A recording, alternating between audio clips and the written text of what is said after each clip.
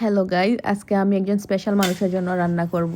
তাই তাড়াতাড়ি করে রান্না করে চলে আসলাম। চুলাটা জ্বালিয়ে নিলাম, দিলাম খুব ঝটপট রান্না করব।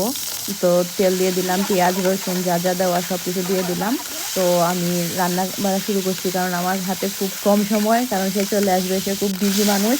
তার জন্য আমার রান্নাটা করতে হইতেছে, সময় খুবই কম। তো আমি চিন্তা করছি খুব ঝটপট যে রেসিপিটা হবে ওইটাই আমি রান্না করে ফেলি। তো টমেটো দিয়ে দিলাম, তো টমেটোটা একটু সিদ্ধ হতে টমেটো দিয়ে দিছি। এখন মশলাগুলো দিয়ে দিব আমি। মরিচের গুঁড়া দিয়ে দিলাম, হলুদের গুঁড়া সামান্য, ধনিয়ার গুঁড়া দিয়ে দিলাম।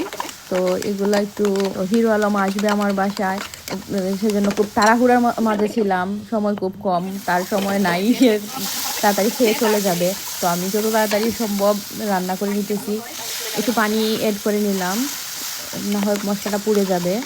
তো আস্তে আস্তে আমার আরও সামনে আরও অনেক কাজ আছে, ওইগুলোও করতে হবে, কারণ তার সময় খুবই কম। এই চিংড়ি মাছটা দিয়ে দিলাম, চিংড়ি মাছটা হয়ে যাবে, চিংড়ি মাছ খুব তাড়াতাড়ি হয়ে যায়, সেজন্য ঝটপট রান্নাটা শুরু করলাম। ওফ শিট, আমি ভুলে গেছিলাম ক্যামেরা অন করতে। অফ ক্যামেরা আমি কাঁচামরিচ ধনিয়া পাতা দিয়ে দিছি। কি আর করা, তাড়াহুড়ার মধ্যে রান্না, আমি তো এটাই হবে। এখন মাত্র আমাকে কল করলো, সেজন্য আমার মনে ছিল না ক্যামেরাটা অন করতে, কল আসছিল, সে আর আসবে না। তো আমি কি করলাম, আমার খিদা লেগে গেছে, রান্না করতে করতে ভাবলাম আমি নিজে নিজে খেয়ে ফেলি। তো আমি নিজে নিজে রেডি করে ফেললাম, নিজে নিজে খেয়ে ফেললাম। খুব সুস্বাদু হয়েছে, খুব মজা হয়েছে। একদিন আপনারা যারা যারা আসতে চান আমাকে বলবেন, আমি চিংড়ি মাছ রান্না করে খাওয়াবো, গরম গরম ভাতের সাথে চিংড়ি মাছ বোনা। আমার খুব ফেভারিট মাছ হচ্ছে চিংড়ি মাছ। আল্লাহ হাফেজ, বাই বাই, টাটা।